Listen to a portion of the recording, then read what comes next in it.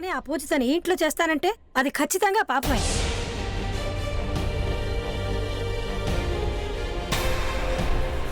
అయినా మీరు తన ఇలాంటి విషయాల్లో ప్రోత్సహించకండి. అలాగే అలాగే అలాగే. కానీ నువ్వు కూడా ఇప్పుడు ఈ గొడవ మానేసి లోపలికి వెళ్లాల్సి ఉంటుంది. అలాగే పదండి. నేను ఈ మహాభారతంలో ఉండాలనుకోవడం లేదు. పద. మధు, ఈసారి ఈ పిల్లకి బాగా బుద్ధి చెప్పండి.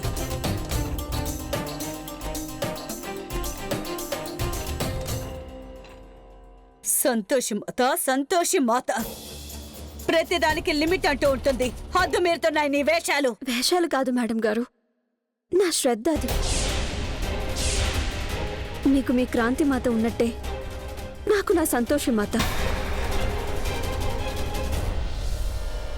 ఇది మళ్ళీ క్రాంతి మాత ముందు తన సంతోషి మాత పేరెత్తుతోంది. అక్క, నాకైతే క్రాంతి మాత ఆశ్రమంలో జరిగిందంతా ఈ పిల్లని మనతో పాటు తీసుకువెళ్లడం వల్లే జరిగిందనిపిస్తోంది.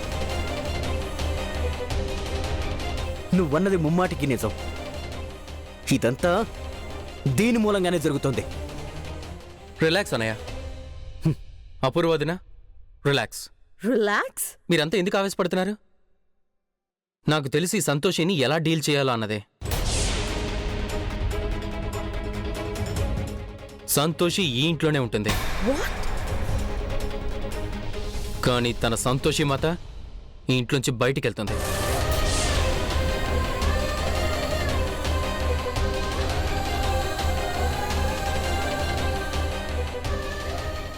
సో ఈ ఇంట్లో సంతోషి మాత భక్తురాలైతే ఉంటుంది, కానీ సంతోషి మాత పూజ జరగదు.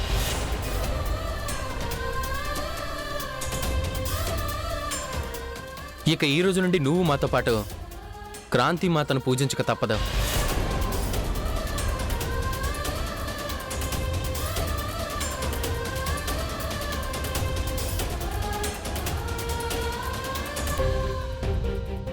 దీన్ని తీసుకెళ్ళు, ఎక్కడికి కావాలంటే అక్కడికి తీసుకెళ్ళు.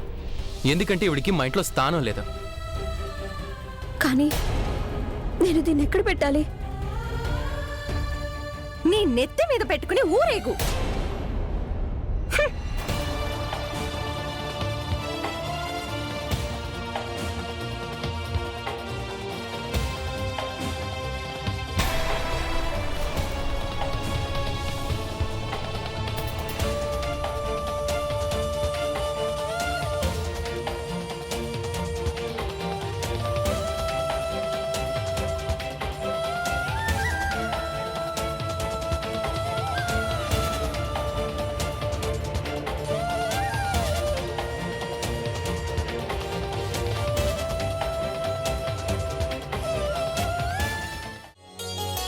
బాబు, చెప్పమ్మా.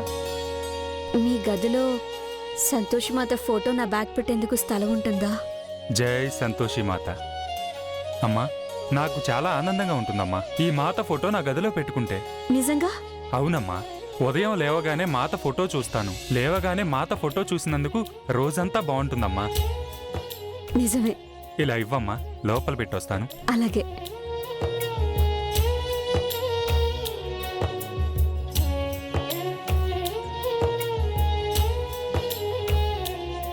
అమ్మా, నీ భక్తురాల్ని క్షమించమ్మా.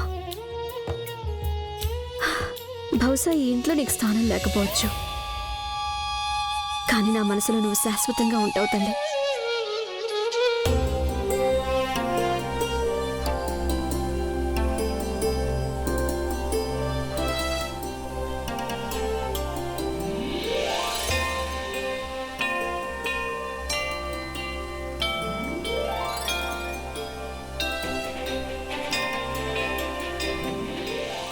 భగవంతుని అభిలాష కూడా అదేనమ్మా.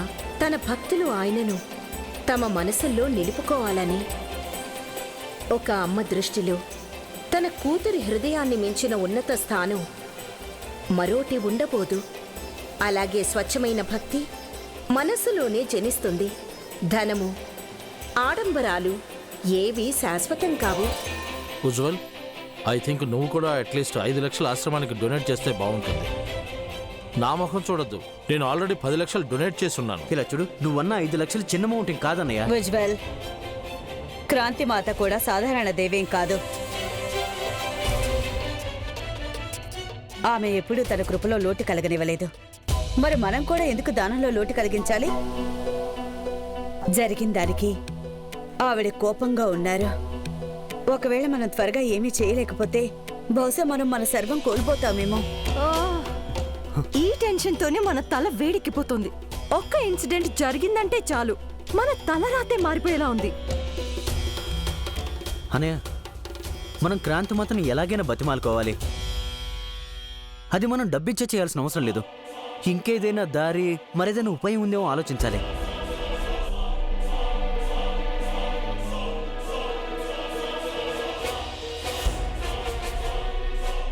మనం క్రాంతిమాతను ఒకసారి ఇంటికి ఆహ్వానిస్తే ఎలా ఉంటుంది?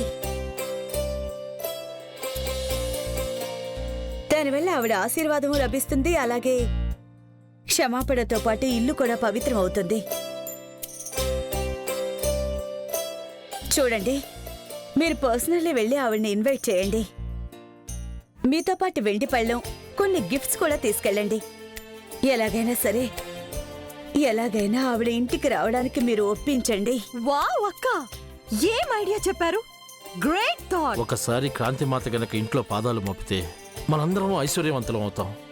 నేను ఇప్పుడే వెళ్తాను. అన్నిటికంటే ముందు సంకేతికి ఫోన్ చేసి జ్యువెలర్స్కి వెళ్ళి మంచి వెండి పళ్ళాన్ని ఆర్డర్ చేయమని చెప్తాను. దాన్ని చూడగానే క్రాంతిమాత ప్రసన్నురాలవుతుంది. సూపర్ ప్లాన్ అన్నయ్య, సూపర్. అందుకే ఉజ్వల్, నువ్వు కూడా ఈ ప్లాన్కి ఎంతో కొంత కాంట్రిబ్యూట్ చేయాలి. అన్నయ్య కానీ ఆఫ్ కోర్స్, ఎంతైనా మనందరం ఈ కుటుంబం మంచి కోరుకుంటాం కదా. ఉజ్వల్ తప్పకుండా కాంట్రిబ్యూట్ చేస్తారు. రైట్ ఉజ్వల్? నువ్వు నన్ను ఇలా ఇరికిస్తూనే ఉండు. ఓరే భగవంతుడా, మాతను ప్రసన్నం చేసుకోవటం ఎక్స్పెన్సివ్గా మారుతుంది.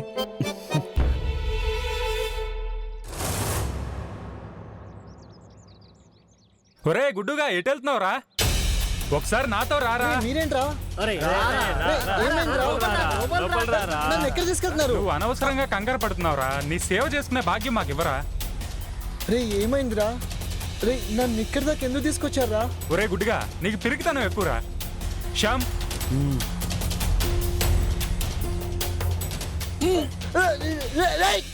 అరే నన్ను ఎందుకు రా వెళ్లాడిస్తారు?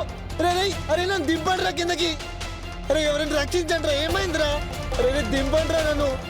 నీ నాటకాలు ఎక్కువైపోయాయి కానీ ముందు డబ్బులు ఇచ్చేస్తాను రా. రే కొంచెం ఓపిక పట్టండి రా. రే నన్ను కిందకి దింపండి రా. నన్ను నమ్మండి రా ప్లీజ్ రా.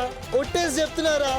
రే నా టైం బాగాలేదురా. ఇప్పుడు జోబులో ఒక పైసా కూడా లేదు. ఒట్టేసి చెప్తున్నారా? రే నా టైం బాగాలేదురా. ఇప్పుడు పేకాడేటప్పుడు మంచి పౌరుషంగా ఉన్నావు. ఓడిపోయిన ఆట మీద ఆటాడావు. డబ్బు తెచ్చిస్తా అని చెప్పి మాయమైపోతావా? జాగ్రత్తగా వినరా. రేపటికల్లా డబ్బు తెచ్చేవలేదనుకో, నీ పీకుంది కదా, దానిపైన తలకాయ ఉండదు. అర్థమైందా? అర్థమైంది. ముందు చాకు దూరం పెట్టండి రా. వీడి మాటలు నమ్మలేంరా. ఏదైనా గ్యారంటీ తీసుకో. నువ్వు నమ్మదగిన మనిషివే కాదు, అందుకే మాకు గ్యారంటీ ఇవ్వు. అప్పుడే నువ్వు మాకు రేపు డబ్బు తెచ్చిస్తావు. ఇలాంటి పరిస్థితుల్లో ఏం గ్యారంటీ ఇవ్వండి రా. ఏది తీసుకొచ్చినా సరే, లేదంటే ఇలాగే గంటలాగా వేలాడుతూ ఉంటావు. ఏం గ్యారంటీ ఇవ్వమంటారా? ఏమి ఇవ్వాలి? ఏమి ఇవ్వను?